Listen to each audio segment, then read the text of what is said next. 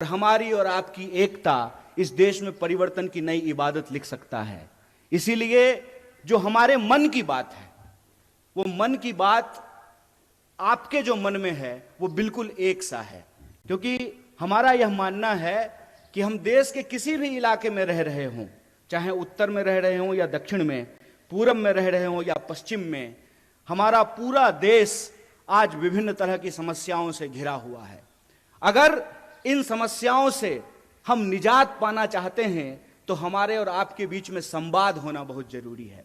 और उसी संवाद के सिलसिले में मैं दो चार बातें आपसे करना चाहता हूं। मैं मार्गदर्शन करने के लिए आपका नहीं आया हूं, आपसे मार्गदर्शन प्राप्त करने के लिए आया हूं। आप सब लोग रोज न्यूज देखते होंगे, आपके व्हाट्सएप पे रोज कोई ना कोई मैसेज आता होगा। यहां नौजवान सब बैठा हुआ है, क्या व्हाट्सएप पे कभी मैसेज आया है कि नेहरू जी मुसलमान हैं? आया है कि नहीं आया है? आया है ना। यहां जितने लोग बैठे हुए हैं, कोई ऐसा व्यक्ति नहीं है जिसको कांग्रेस पार्टी के बारे में, नेहरू जी के बारे में, गांधी जी के बारे में, हमारे नेता राहुल गांधी के बारे में मिस इन्फॉर्मेशन नहीं आया हो। कोई ऐसा व्यक्ति नहीं है। तो मैं यहां इतिहास की एक घटना आपके सामने रखना चाहता हूं। जब लोदियों का शासन था दिल्ली में, तो बाबर तोप लेकर के आया था। तकनीक नई थी और उस नई तकनीक के बदौलत बाबर ने लोदियों को हरा दिया और मुगल राज की स्थापना हो गई। मुगल का राज चलने लगा और बाद में जितने भी मुगल शासक हुए वो यहीं पर रहे, यहीं पे उन्होंने शादियां की और उनके बाल बच्चे जो हैं वो राज करने लगे। फिर अंग्रेज बंदूक लेकर के आए, मुगलों के राज को समाप्त किया और अंग्रेजों की राज जो है वो स्थापित हो गई। 200 साल तक अंग्रेजों का राज रहा हमारे ऊपर। और जब मैं पुनर्जागरण की धरती कहता हूं तो पुनर्जागरण की धरती कहने का क्या मतलब है? पुनर्जागरण की शुरुआत ईस्ट में बंगाल से हुआ और वेस्ट में महाराष्ट्र से हुआ था। इसीलिए जब आप स्वतंत्रता आंदोलन के इतिहास को देखेंगे तो सबसे ज्यादा बंगाल और महाराष्ट्र के लोग इस देश की आजादी के लिए कुर्बान होने वाले लोग आपको मिलेंगे। तो फिर अंग्रेजों को उस राज को कौन सी तकनीक से समाप्त किया गया? गांधी जी के हाथ में बंदूक तो नहीं था। और आप यह जान लीजिए, शहीद आजम भगत सिंह ने भी यह कहा कि क्रांति जो होती है, इनकलाब जो होता है, वो बम और पिस्तौल से नहीं आता है। कई बार हमारे जो नौजवान साथी हैं उनके व्हाट्सएप पे यह भी मैसेज आता है कि जब शहीद आजम भगत सिंह को फांसी हो,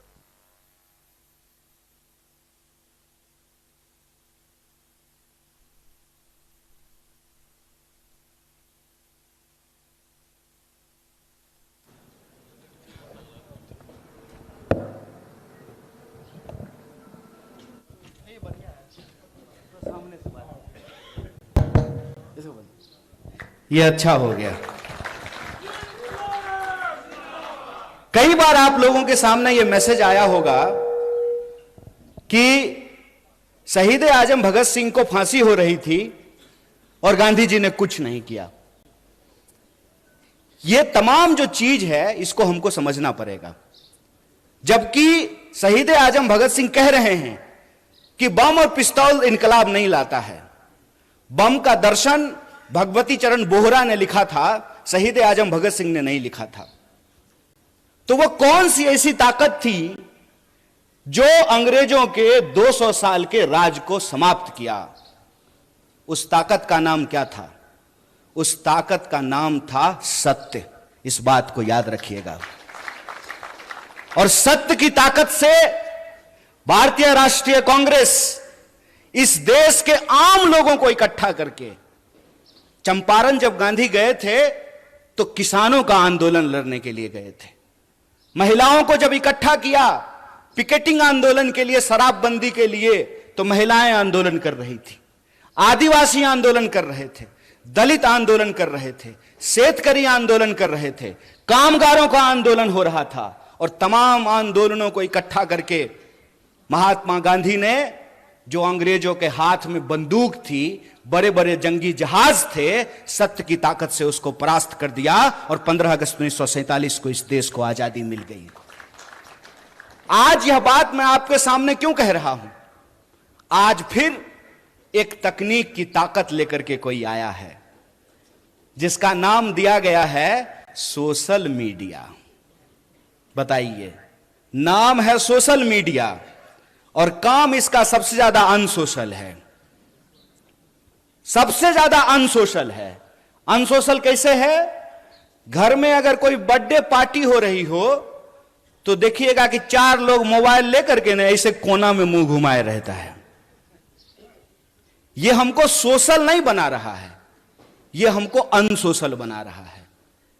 इतिहास नहीं बना रहा है, इतिहास को मिटाने की कोशिश की जा रही है। रोज सुबह सुबह उठिएगा तो यह मैसेज आएगा कि फटाफट 10 लोगों को यह मैसेज भेज दीजिए, मनोकामना पूर्ण हो जाएगी। पलट करके पूछ लीजिए ना, हम कौन सा इंसान हैं, 9वां की 10वां? अगर हम 10वां हैं तो पहले तुम बता दो कि तुम्हारी कौन सी मनोकामना पूर्ण हो गई है। पूछना चाहिए ना। मैं ये कहानी अक्सर लोगों से पूछता हूं, आजाद होने का क्या मतलब होता है?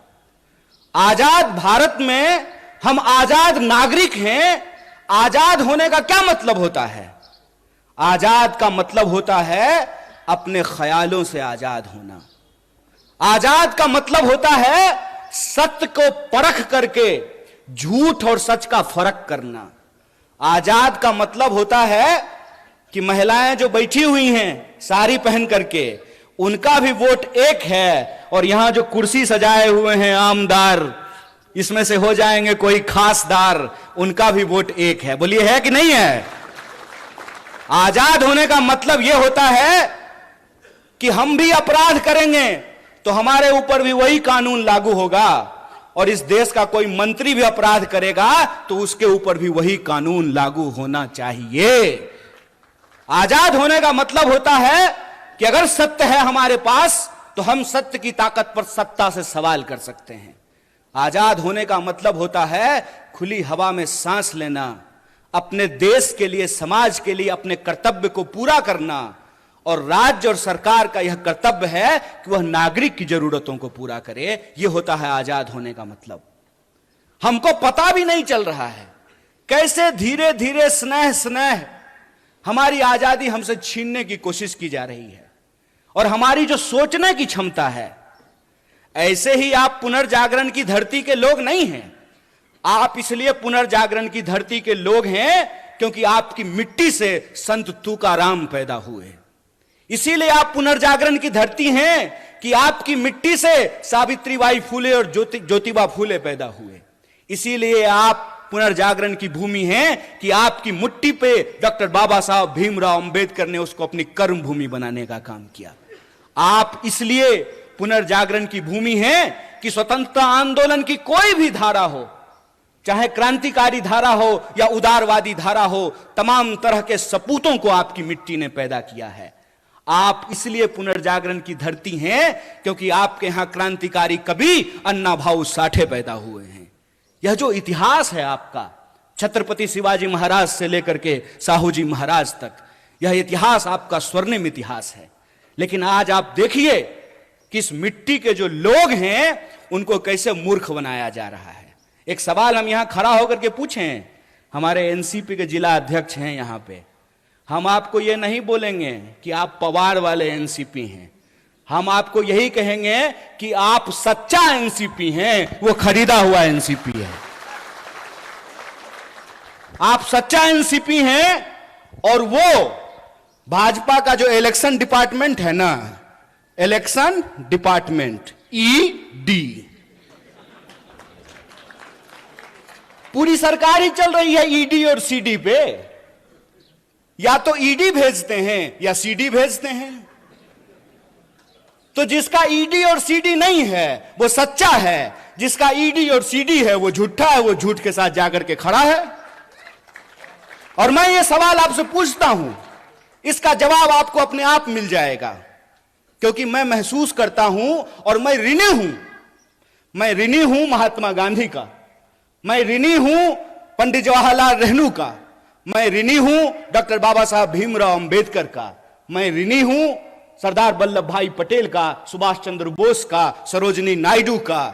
मैं ऋणी हूं उनका कि वो अंग्रेजों से लड़ करके हमको आजादी दिलाए।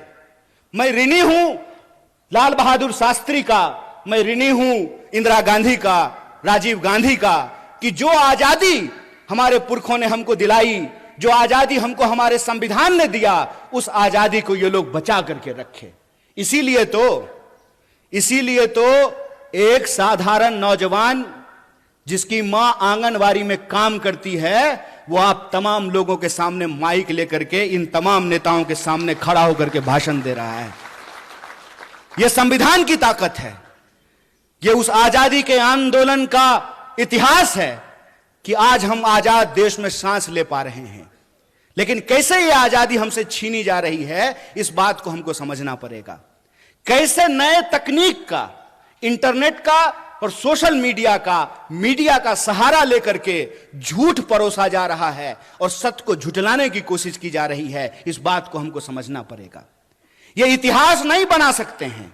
आपको मालूम है, देश के जो पंत प्रधान हैं, जिनको हिंदी में हम लोग प्रधानमंत्री कहते हैं, वो इतिहास में फेल हो गए थे। मैं मजाक नहीं कर रहा हूं, मैं झूठ नहीं बोलता हूं, क्योंकि मैं भाजपा में नहीं हूं,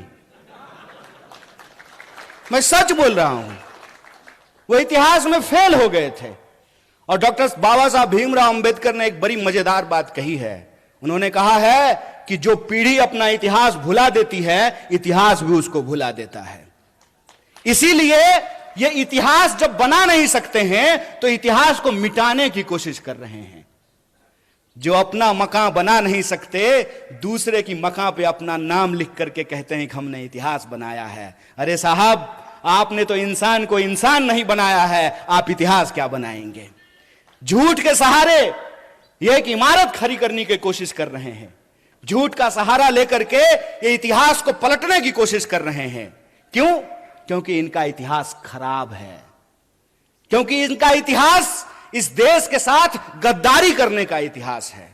इनका इतिहास इस देश के लोग जब अंग्रेजों के खिलाफ लड़ रहे थे, तो उनके साथ चाय पर बैठ करके चर्चा करने का इतिहास है। इनका इतिहास अंग्रेजों की जासूसी करने का इतिहास है। मैं जितने संतों का नाम ले रहा हूं, जितने वीरों का नाम ले रहा हूं, जितनी वीरांगनाओं का नाम ले रहा हूं, बताइए एक का भी संबंध भारतीय जनता पार्टी से है क्या? लेकिन हमको गर्व है कि हम जितने भी लोगों का नाम ले रहे हैं, प्रत्यक्ष या परोक्ष रूप से उनका संबंध भारतीय राष्ट्रीय कांग्रेस से है। इसीलिए आप तमाम लोग जो यहां मौजूद हैं, सबसे पहले आपको गौरवान्वित महसूस होना चाहिए कि आप उस पार्टी का हिस्सा हुए हैं जिस पार्टी ने इस देश को आजादी दिलाई है। उस पार्टी के आप सदस्य हैं जिसने इस देश में बराबरी के सिद्धांत को लागू किया है। बोलिए, इस देश में महिलाओं ने कोई आंदोलन किया था क्या? समान वोट के अधिकार का कोई आंदोलन नहीं किया था ना? समान वोट का अधिकार मिला कि नहीं मिला? लोग जो हेलीकॉप्टर से उड़ते हैं उनका भी वोट एक, और जो साइकिल पे चलता भी उसका भी वोट एक है कि नहीं है?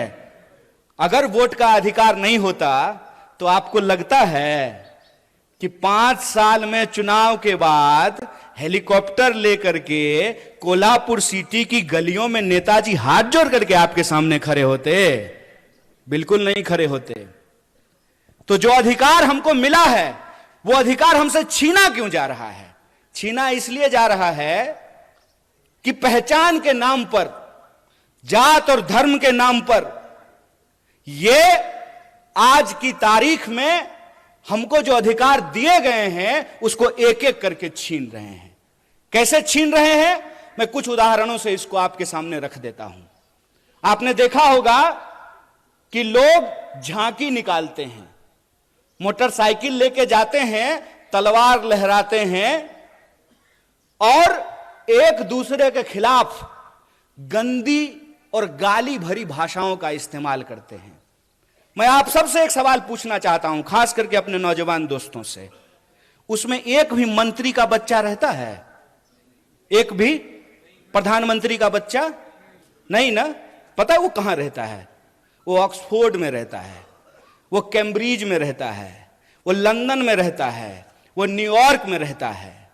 लेकिन हमारे जो कामगार के बच्चे हैं, जो शेतकरियों के बच्चे हैं, जो साधारण नौकरी करने वालों के बच्चे हैं, उनके हाथ में तलवार थमा करके ये उनको दंगाई बना रहा है और अपनी राजनीति की रोटी सेक रहा है। अरे इतना खतरा हो गया है धर्म पर, तो तुम अपने बच्चे को भेजने के लिए पढ़ने के लिए बाहर क्यों भेज रहे हो? उसको बोलो आकर के हमारे साथ धर्म बचाए, आए हमारे साथ रैली निकाले, झांकी निकाले। चलाकी कर रहे हो हैं? मोबाइल हमारा, रिचार्ज हमारा, टीवी हमारा, रिचार्ज हमारा, कहानी अपना कर रहे हो। इस बेईमानी को आप समझिए। धर्म अगर बचाना जरूरी है तो खाली हम क्यों बचाएंगे?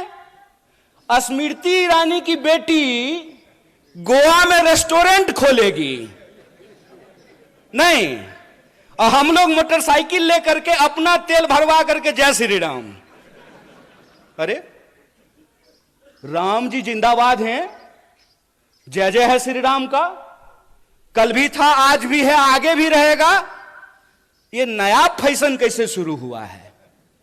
ये खेला क्या है? इस खेला को हमको समझना पड़ेगा। ये नया फैशन इसलिए शुरू हुआ है कि हमारे इतिहास से ही, हमारे इतिहास को हमारी स्मृति से मिटाने की कोशिश की जा रही है। यह आजादी हमको कैसे मिली, इस देश का निर्माण कैसे हुआ, संविधान कैसे बना, हम और आप प्रजा से नागरिक कैसे बने। हम नागरिक हैं आज हमको यह बात समझनी पड़ेगी कि रानी के पेट से राजा नहीं पैदा होता है। यह है नागरिकता, यह है जमहूरियत, यह है लोकतंत्र, कि रानी के पेट से राजा नहीं पैदा होगा। राहुल गांधी जी को भी अमेठी में जाकर के चुनाव लड़ना पड़ेगा। बोलिए, लड़ना पड़ेगा ना? ये लोकतंत्र है। एक बात बताइए, इंदिरा जी चुनाव नहीं लड़ी थी? लड़ी थी ना। राजीव जी चुनाव नहीं लड़े थे? लड़े थे ना। राहुल जी चुनाव लड़ रहे हैं ना। राहुल जी चुनाव जीत करके पार्लियामेंट में है ना। और प्रियंका जी चुनाव नहीं लड़ी हैं तो पार्लियामेंट में है क्या? तो यह परिवारवाद की नई कहानी हमको सुना रही है। तो आप सब अपने मन में विचार कीजिए। आजाद होने का मतलब है आजाद ख्याल से प्रश्न करना। मैं मंच पे खड़ा हूं तो मैं जो भी बोलूंगा उसको आप यूं ही सच मत मान लीजिए।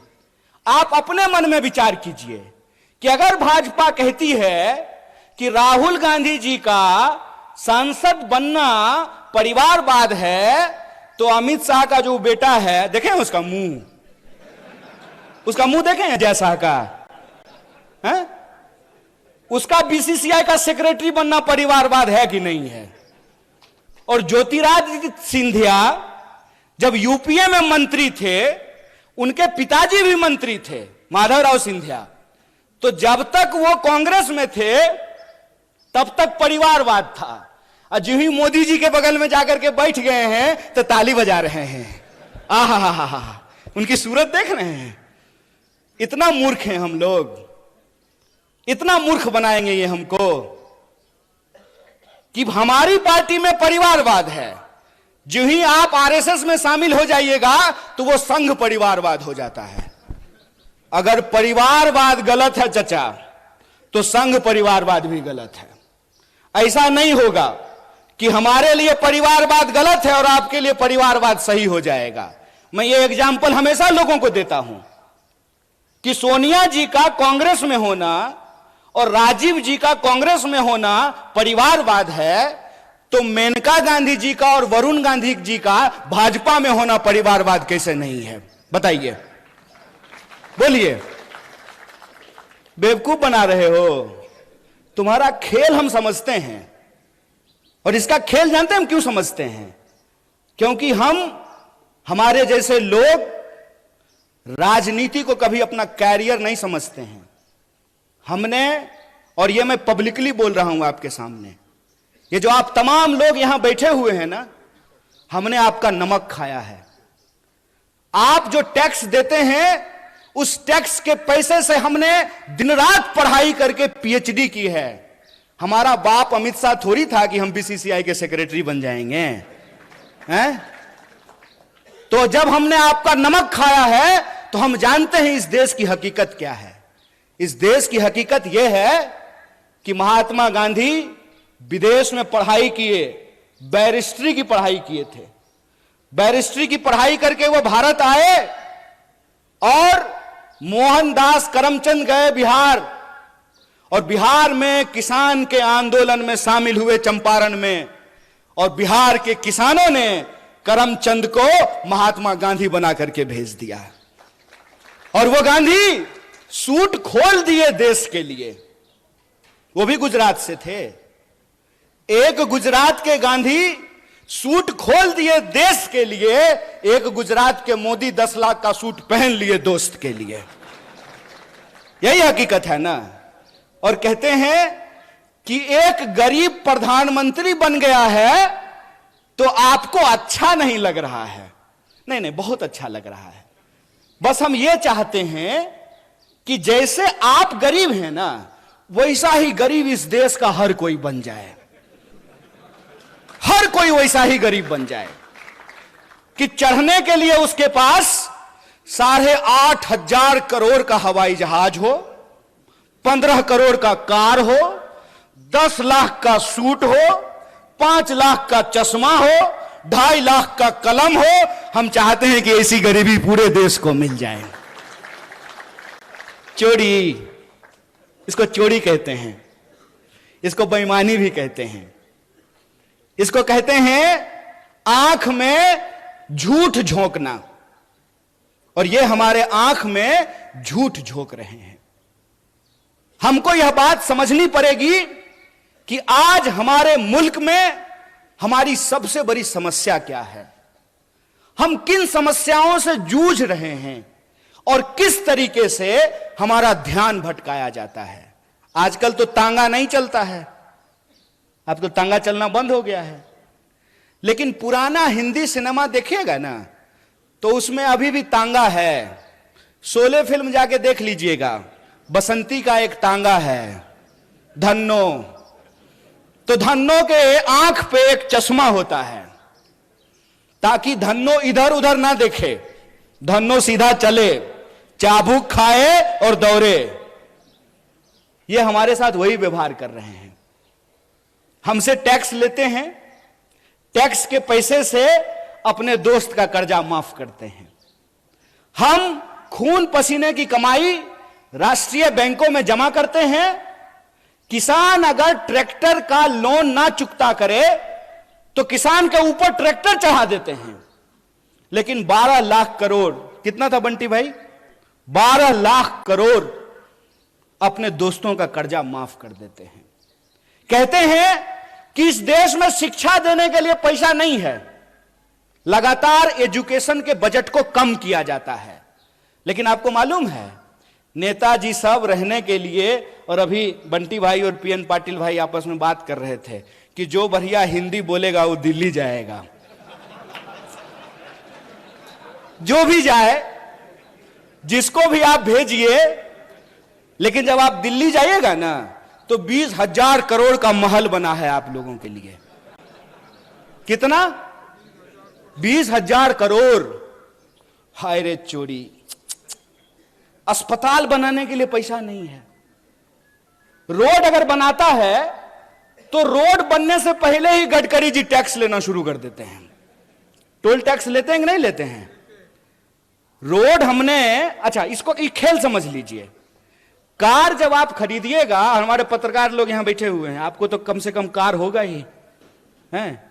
देश की इकोनॉमी 3 ट्रिलियन है, महाराष्ट्र की इकोनॉमी 1 ट्रिलियन है, तो कम से कम महाराष्ट्र के पत्रकारों तो कार जरूर होगा। तो कार जब आप खरीदते हैं तो रोड टैक्स लेता है कि नहीं लेता है? तो एक बार जब कार खरीदेंगे तब रोड टैक्स लेगा, और फिर जितनी बार कार लेकर के रोड पे जाएंगे तो टोल टैक्स लेगा। बोलिए सही है कि गलत है? बोलिए, डरिए मत। कैमरा उधर घुमा दीजिए। बोलिए सही है कि गलत है? गलत है ना? ये कैसा विकास है कि हमारा जो है ना शरीर से सिरिंज लगा करके खून खींचते रहता है रोज। हर तरह का टैक्स हमारे ऊपर लागू है। नौजवान दोस्त यहां बैठे हुए, आपकी जानकारी के लिए बता दूं, जो यूथ हॉस्टल है, वर्किंग विमेन हॉस्टल है, उस पे भी 12% का जीएसटी लगा दिया गया है। एक शिक्षा पे टैक्स, सड़क पे टैक्स, अस्पताल पे टैक्स, दवाइयों पे टैक्स, हमसे हर चीज पे टैक्स ले रहे हैं। और बदले में क्या कहते हैं? आत्मनिर्भर बनिए। वाह, कितना सुंदर शब्द है, आत्मनिर्भर बनिए। तो एक बात हमको बता दीजिए, सोच के बता दीजिए। जरूरी नहीं है कि हमारी बात मान लीजिए, लेकिन सोचिए जरूर। आजाद भारत के आजाद नागरिक हैं आप, आपका हक है कि आप सोचें, और उसमें भी आप महाराष्ट्र के हैं। आप आज सोचेंगे, भारत उसको कल सोचेगा। इसलिए आपको जरूर सोचना चाहिए कि अगर सरकारी रोड नहीं होना चाहिए, सरकारी अस्पताल नहीं होना चाहिए, सरकारी स्कूल नहीं होना चाहिए, सब आत्मनिर्भर होना चाहिए, तो सरकारी प्रधानमंत्री भी नहीं होना चाहिए। बोलिए क्या आमदार साहब, बोलिए कि आपको पेंशन मिलेगा? ये जो यहां कांस्टेबल खड़ा है, क्या जी पेंशन मिलता है? तो बोलिए ना इनको नहीं मिलता है। बोलिए, इसको देखिए और इसको समझिए। और मैं आप लोगों से एक बात कहना चाहता हूं, गुजरात से आया मेरा दोस्त, दोस्त को सलाम करो। आजकल अजीत दादा सलाम ठोक रहे हैं। नहीं, प्रधानमंत्री ने अपने भाषण में कहा कि 70,000 करोड़ का घोटाला किया है अजीत दादा ने, ऐसा प्रधानमंत्री ने कहा। इलेक्शन डिपार्टमेंट सक्रिय हो गया, ईडी, अब कोई घोटाला नहीं हुआ है। भाजपा के वॉशिंग मशीन में सब साफ हो गया है। अब दाग अच्छे हैं, क्योंकि दाग भाजपाई हैं। इस खेल को आप समझिए कि कुछ भी सरकारी नहीं होगा तो सरकारी संसद किस लिए होगा? 20,000 करोड़ का सरकारी प्रधानमंत्री किस लिए होगा? इस देश के नागरिकों को यह समझना पड़ेगा कि इस देश में कितनी बड़ी लूट चल रही है। अंबानी का एक दिन का जो इनकम है, एक दिन का बोल रहे हैं, एक दिन का, उसमें एक दिन के इनकम में 75 लाख, कितना? 75 लाख मनरेगा के मजदूरों को वेतन दिया जा सकता है। यह खेल हम नहीं समझेंगे। देश की आजादी को 75 साल हो गए हैं, 77वां स्वतंत्रता दिवस मनाया जा रहा है। ऐसा कैसे हो गया भाई कि 2-4 लोग बहुत अमीर हो गए और बाकी जो जनता थी वो जो है हर चीज के लिए तरसने लगी है। पहले क्या बोले थे? पहले बोले थे कि जब प्राइवेटाइजेशन होगा ना तो कंपटीशन होगा, इसीलिए कोऑपरेटिव को समाप्त कर दो। आप बहुत सौभाग्यशाली हैं पीएन पाटिल साहब कि आपका कोऑपरेटिव चल रहा है। क्यों? क्योंकि जया शाह का पप्पा कोऑपरेटिव मंत्री बना है। वो जिस चीज के मंत्री बनते हैं ना, उसका बस जय श्री राम होता है। वो आजकल गृह मंत्री हैं। गृह मंत्री का काम है देश की कानून व्यवस्था को सुरक्षित रखना। मणिपुर में कानून व्यवस्था सुरक्षित था, आप लोगों ने देखा कि नहीं देखा? पुलिस थानों पे हमले हुए, हथियार लूट लिए गए, गोली लूट लिया गया, महिलाओं को निर्वस्त्र करके घुमाया गया। क्यों? क्योंकि गृह मंत्री जी अपनी ड्यूटी पे लगे हुए थे। प्रधानमंत्री 22-22 घंटा काम करते हैं, तब जाकर के देश की यह हालत पहुंची है कि इस देश में 5.5 लाख इंजीनियर हर साल पैदा होते हैं और 1.5 लाख लोगों को भी नौकरी नहीं मिलती है। इसीलिए मैं जो बोलता हूं तथ्य और प्रमाण के साथ बोलता हूं। मैं आपके सामने बोल रहा हूं। प्रधानमंत्री जी ने कहा कि 2022 तक सबको पक्का मकान मिल जाएगा। मिल गया कि नहीं मिल गया? नहीं मिला तो मतलब प्रधानमंत्री झूठ बोल रहे हैं क्या? या तो आप लोग झूठ बोल रहे हैं या प्रधानमंत्री झूठ बोल रहे हैं। कौन झूठ बोल रहा है? प्रधानमंत्री झूठ बोल रहा है। तो हम बोल सकते हैं ना कि भारत का प्रधानमंत्री झूठा है। बोलिए, नंगा को नंगा कहेंगे कि नहीं कहेंगे? झूठा को झूठा कहेंगे कि नहीं कहेंगे? और हम कहेंगे जो झूठ बोलेगा उसको झूठा। और तुम्हारे इलेक्शन डिपार्टमेंट में कितना दम है वो हम देखे हैं। जब आ रहे थे ना कोल्हापुर सिटी से मसाल के पीछे पीछे, तो कोल्हापुर का जेल देखते हुए आए हैं। जगह है कितनी जेल में तेरे, देख लिया है, देखेंगे, देखे हुए हैं। बोलेंगे झूठ, झूठा हो तुमने झूठ बोला है इस देश की जनता से।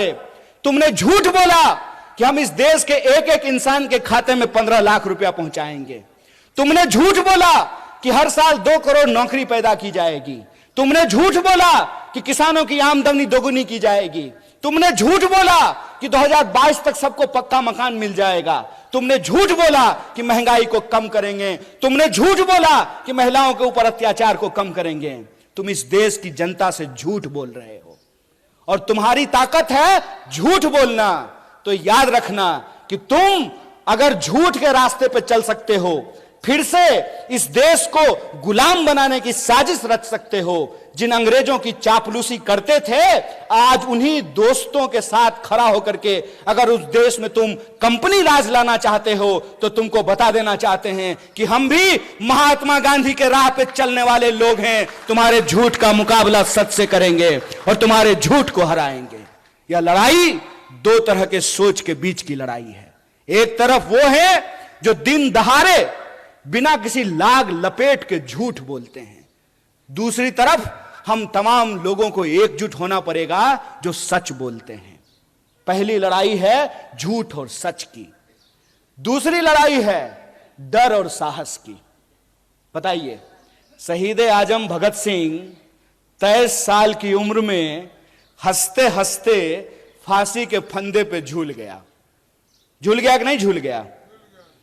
बटुकेश्वर दत्त, सुखदेव, राजगुरु, चंद्रशेखर आजाद झूल गए कि नहीं झूल गए? और आप जान लीजिए, जितने क्रांतिकारी थे उनका केस अगर कोई लड़ता था तो उस वकील का नाम पंडित जवाहरलाल नेहरू था। इस बात को याद रखिएगा। ये झूठ बोलते हैं, ये झूठ बोलते हैं, हमारे इतिहास को तोड़ने और मरोड़ने की कोशिश करते हैं। तो जो क्रांतिकारियों की परंपरा है जो वीरता के साथ खड़ी होती है, तो एक तरफ अंग्रेजों से माफी मांगने वाले डरपोक लोग हैं, एक तरफ अंग्रेजों की चापलूसी करने वाले, जासूसी करने वाले डरपोक लोग हैं, दूसरी तरफ हम साहसी और बहादुरी लोगों को इकट्ठा होना पड़ेगा। तो दूसरी लड़ाई है साहस और डर का। और तीसरी लड़ाई है कि वो समाज को हमेशा बांटने का काम करते हैं। हमेशा कभी जात के नाम पे बांटेंगे, कभी धर्म के नाम पे बांटेंगे। जहां धर्म होगा वहां धर्म का झगड़ा लगाएंगे, जहां धर्म नहीं होगा वहां जात का झगड़ा लगाएंगे। आप मणिपुर का उदाहरण देख लीजिए, वहां आपस में लोगों को लड़ा रहे हैं कि नहीं लड़ा रहे हैं। आप हरियाणा का उदाहरण उठा करके देख लीजिए, वहां कैसे लोगों को लड़ाने की कोशिश की गई। आप उत्तर प्रदेश देख लीजिए, आप महाराष्ट्र देख लीजिए। तमाम राज्यों में ये राज्य के जो लोग हैं उनको आपस में बांटते हैं। क्यों? क्योंकि अंग्रेजों से इन्होंने एक चालाकी सीखी है, फूट डालो राज करो। हमको यह बात समझनी पड़ेगी कि आज महाराष्ट्र के लोगों के आत्मसम्मान का सवाल है कि कोई बाहर से आकर के संत तुकाराम की धरती पर रहने वाले लोग, समता भूमि पे साहू महाराज की भूमि में जन्म लिए लोगों को यह बात समझनी पड़ेगी कि कोई बाहर से आकर के महाराष्ट्र के परिवार को आपस में विभाजित कर रहा है, महाराष्ट्र के लोगों को लड़ा रहा है। यह मामला शिवसेना, एनसीपी और कांग्रेस का नहीं है, यह मामला सच और झूठ का है और महाराष्ट्र के लोगों को सच के साथ खड़ा रहना पड़ेगा। अगर कोई गलत है तो वो गलत है, वो भाजपा में जाने से ठीक नहीं हो जाता है। ये पहले क्या करते हैं, ये पहले ईडी भेजते हैं, इलेक्शन डिपार्टमेंट पहले जाता है, नेता को डराता है। अगर नेता डर गया तो तुरंत उसको भाजपा का खेस पहना करके उसके सारे अपराध को माफ करके जैसे मान लीजिए पीएन पाटिल साहब और बंटी जी यहां बैठे हुए हैं, इनके घर पे भी कोई आया था मेहमान, इनको डराया था, तो जो ही ईडी जाती है तो ये चिल्लाना शुरू कर देते हैं, चोर है चोर है चोर है। डर करके जो ही अगर ये भाजपा में गए, साधु है साधु है साधु है, संत है महात्मा है। अरे कमाल बात है भाई, ये आपकी आंख के सामने हो रहा है। इसीलिए मैं आपको कह रहा हूं 3-4 राज्य बहुत महत्वपूर्ण है।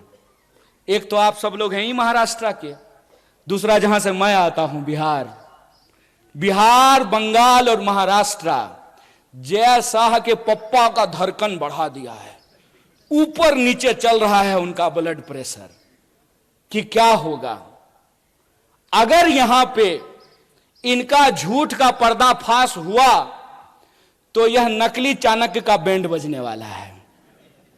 इसीलिए मैं आपको कह रहा हूं कि यह मामला महाविकास अघाड़ी का नहीं है, यह मामला महाराष्ट्र के आम लोगों के आत्मसम्मान का है कि आप किसी को चुन करके, किसी पार्टी का प्रतिनिधि बना करके आप भेजते हैं अपना प्रतिनिधित्व करने के लिए विधानसभा या विधान परिषद या संसद में।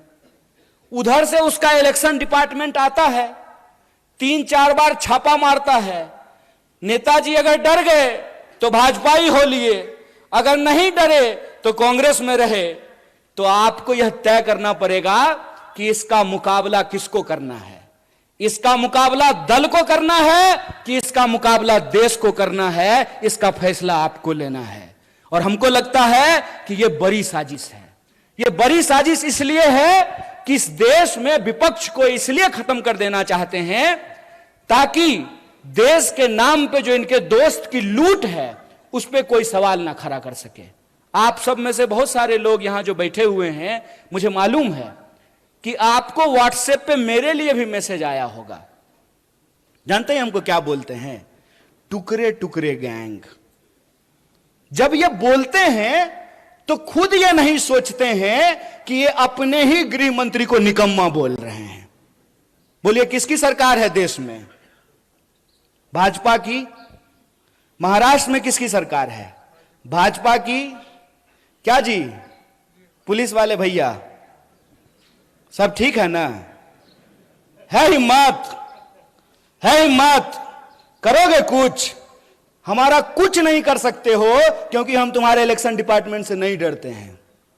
मेरा कुछ नहीं कर सकते हो। इसीलिए खड़ा होकर के पब्लिकली पूरी की पूरी भाजपा के झूठों की जमात को चैलेंज करते हैं कि अगर हमने गलत किया है तो चौराहे पे खड़ा करके तुम मुझे गोली मार सकते हो, लेकिन अगर तुम गलत कर रहे हो तो इस बात को याद रखना कि तमाम धन दौलत और गोला बारूद के बावजूद इस देश में तुम सत्य की आवाज को नहीं झुका सकते हो। हम कसम खाते हैं, महाराष्ट्र का इस महान भूमि पे कसम खाते हैं कि कांग्रेस का एक एक कार्यकर्ता राजीव गांधी को याद करते हुए यह संकल्प लेता है कि इस देश में सद्भावना को हम बचा करके रखेंगे, तुम्हारी पूरी ताकत को परास्त करेंगे। इस बात को याद रखना है। हिम्मत, डरा लोगे?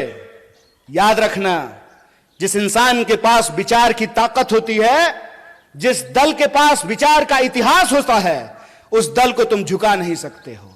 जानते हैं मोदी जी सुबह सुबह 15 अगस्त को उठ करके तैयार होकर के बढ़िया सूट वूट पहन करके बाल वाल सेट करा लिए थे। बुढ़ापे में भी जो है बाल का बहुत ध्यान रखते हैं। और वहां गए और जाते ही झूठ बोलना शुरू कर दिया। ये क्यों बार बार परिवारवाद बोल करके कांग्रेस पे हमला करते हैं? इसकी क्या वजह है? इसकी वजह यह है कि इनको मालूम है कि ये जिस व्यक्ति को अपना दुश्मन चुन लिए हैं ना, पहली बात तो ये वो व्यक्ति इनको अपना दुश्मन मानता ही नहीं है, क्योंकि ये आदमी ही उस लेवल के नहीं है। सच बात बता रहे हैं आपको। और दूसरा, इन्होंने सब कुछ कर लिया, खरीदने की कोशिश कर ली, डराने की कोशिश कर ली, सब कुछ करने के बाद ये इस नतीजे पर पहुंचे हैं। भाई ये इंदिरा गांधी का पोता है, मर जाएगा, झुकेगा नहीं। जिस परिवार ने इस देश की एकता और अखंडता के लिए दो दो प्रधानमंत्री की जान गंवाई हो, उसको टुकड़े टुकड़े गैंग बोलते हो। अरे जब बोलते हो ना तो शर्म से तुम्हारा जुबान कट जाना चाहिए अपने आप। अगर शर्म होती ना तो यह बोलने की हिम्मत नहीं करते। नेहरू के बारे में व्हाट्सएप मैसेज फैलाते हो कि नेहरू ने इस देश को बर्बाद कर दिया। अगर नेहरू नहीं होते ना, एक इंसान को एक इंसान के वोट का अधिकार नहीं मिला होता ना, तो आपको लगता है मोदी जिस गर्व से कहते हैं कि मेरी मां बर्तन मांजती थी, तो बर्तन मांजने वाली का बेटा देश का प्रधानमंत्री बन पाता? संभव था ये? अगर कांग्रेस 70 साल तक इस देश की जमहूरियत को बचा करके नहीं रखती, तो जयशाह का बाप तरीपार होने के बाद देश का गृह मंत्री बन पाता? खेला कर रहे हो। यह सच्चाई आज न कल इंसान के सामने आएगी, क्योंकि सच और झूठ में एक फर्क होता है। झूठ को चाहे आप कितनी बार भी बोल लीजिए, लेकिन वो सच को नहीं दबा सकता है। और सच की ताकत यह होती है कि आप उसको जितना दबाने की कोशिश कीजिएगा, अपने आप उठ करके वो सामने खड़ा हो जाता है। और आप देखिए कि जब राहुल जी कन्याकुमारी से भारत जोड़ो का संकल्प लेकर के चलना शुरू किए, तो भाजपा के नेताओं की धड़कन बढ़ने लगी और कहना शुरू करते हैं कि अरे भाई मान गए, ये आदमी तो पप्पू नहीं है। खुद ही बोलना शुरू कर दिए। क्यों? क्योंकि इन्होंने हजारों करोड़ खर्च किया उस इंसान को बदनाम करने के लिए। हजारों करोड़ खर्च किया उस इंसान को पप्पू साबित करने में, और उसने कुछ नहीं किया। उसका जो नाम है ना, राहुल और गांधी, राहुल को उन्होंने भुला दिया और गांधी को अपना करके चलना शुरू कर दिया है। और इस कदम वो बढ़ाते गए, कारवां बढ़ता गया, लोग जुड़ते गए। और आप तमाम जो कोल्हापुर के लोग हैं, आप जानते हैं कि 700 किलोमीटर यहां से चल करके हिंगोली में आप लोग भारत जोड़ो यात्रा का साक्षात जो है दर्शन किए हैं, उसमें शामिल हुए हैं। सच की एक ताकत होती है कि सच को आप नहीं छुपा सकते हैं। और सच यह है कि कांग्रेस पार्टी का मतलब, भारतीय राष्ट्रीय कांग्रेस का मतलब है सत्य। भारतीय राष्ट्रीय कांग्रेस का मतलब है साहस। भारतीय राष्ट्रीय कांग्रेस का मतलब है एकता। यह जो तीन चीज है, सत्य, साहस और एकता, यह हमारी पहचान है। झूठ, नफरत और विभाजन, यह उनकी पहचान है। इस बात को हमको समझना पड़ेगा। यह लड़ाई इस मुल्क में दो सोच की लड़ाई है। आपको तय करना है कि आप सच के साथ खड़े हैं कि झूठ के साथ खड़े हैं। बताइए, समता भूमि के तमाम नागरिकों से मैं यह सवाल पूछना चाहता हूं कि आप सत्य के साथ खड़े हैं? नहीं, सत्य की आवाज थोड़ी और बुलंद होती है। सत्य के साथ खड़े हैं ना? अगर आप सत्य के साथ खड़े हैं तो यह जो नकली चाणक्य है ना, नकली चाणक्य को पहचानते हैं कि नहीं? अरे वही फादर ऑफ जयशाह, वो अपने आप को जो है चाणक्य कहते हैं। वो चाणक्य जो है ना, सूटकेस लेकर के घूमते रह जाएंगे। मुझे पूरा भरोसा है कि महाराष्ट्र के लोग इनके झूठ को धूल चटाएंगे, इनको जरूर हराएंगे। इस बात का हमको भरोसा है।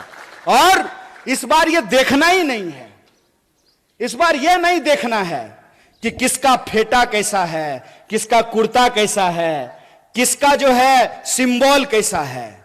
सिर्फ एक बात देखना है कि जो झूठ बोल रहा है, जो आपको डरा रहा है और जो नफरत फैला रहा है, वो भाजपाई है।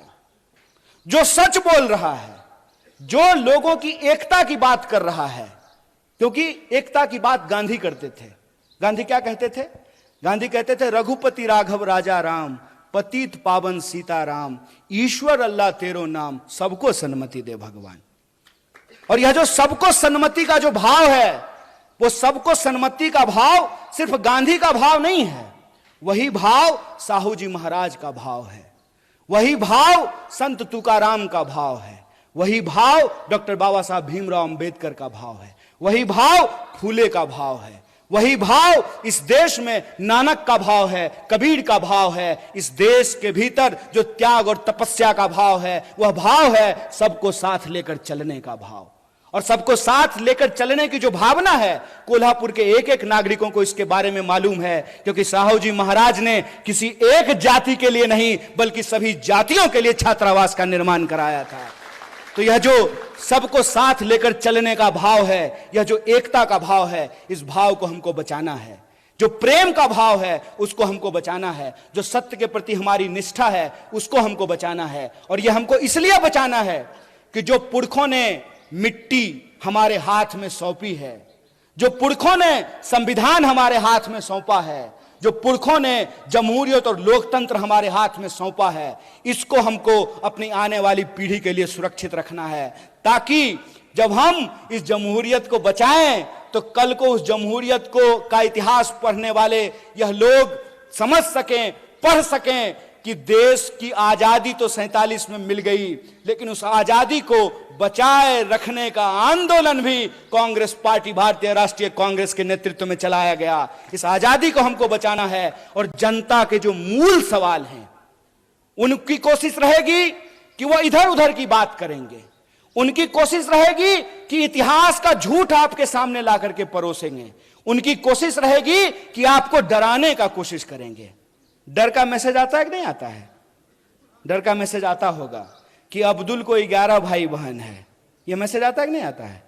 कल को अगर मुसलमान ज्यादा हो गए तो यहां संविधान समाप्त हो जाएगा और शरिया कानून लागू हो जाएगा। ऐसा मैसेज व्हाट्सएप पे आता है कि नहीं आता है? आता है ना। यह डर क्यों फैलाया जाता है?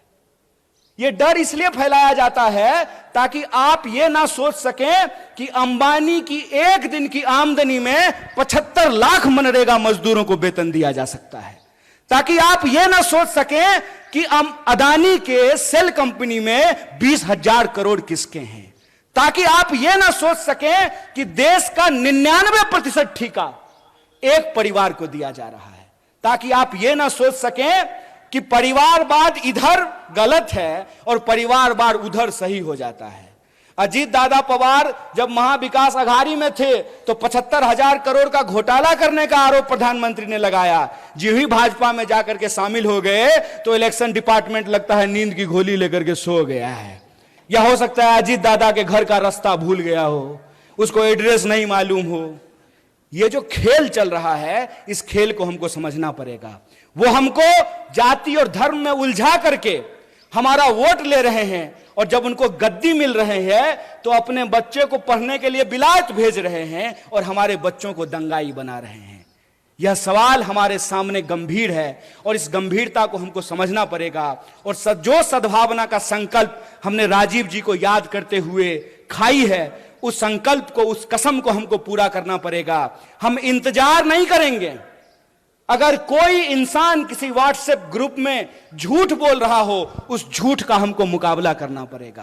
किसी चाय की दुकान पे कोई नफरत फैला रहा हो, उस नफरत का हमको मुकाबला करना पड़ेगा। हमारे मोहल्ले में कोई अगर झगड़ा लगाने की कोशिश कर रही हो, उस झगड़े के खिलाफ हमको खड़ा होना पड़ेगा। किसी कमजोर के ऊपर कोई ताकतवर अगर अत्याचार कर रहा हो तो उस अत्याचार के ऊपर हमको खड़ा होना पड़ेगा। अगर हम ऐसा करते हैं तो मुझे लगता है यही महात्मा गांधी की राह पर चलना है, यही डॉक्टर बाबा साहब भीमराव अंबेडकर के राह पर चलना है। और अगर हम ऐसा करने में कामयाब होते हैं तभी हम राजीव गांधी को सच्ची श्रद्धांजलि दे पाएंगे। जब उनके द्वारा बनाए गए भारत का हम निर्माण कर सकें, उनके द्वारा जो भारत हमारे हाथ में सौंपी गई है उसका हम रक्षा कर सकें, और जो हमारी आने वाली पीढ़ी है उसको बेहतर भारत हम दे करके जा सकें, और हमारी आने वाली पीढ़ी कल को उन्हीं झगड़ों में नहीं उलझे जिन झगड़ों में हमारे पुरखे उलझे रहे हैं। हमको इस देश में दोबारा जात और धर्म का झगड़ा नहीं होने देना है, क्योंकि हमारे देश के संविधान की प्रस्तावना में यह लिखा हुआ है कि हम भारत के लोग हैं, और हम भारत के लोग हैं तो हम भारत के चाहे किसी भी हिस्से में रहे हो, इस मिट्टी से हमको प्यार है और इस मिट्टी को हमको हर हाल में सुरक्षित रखना है, एकजुट रखना है,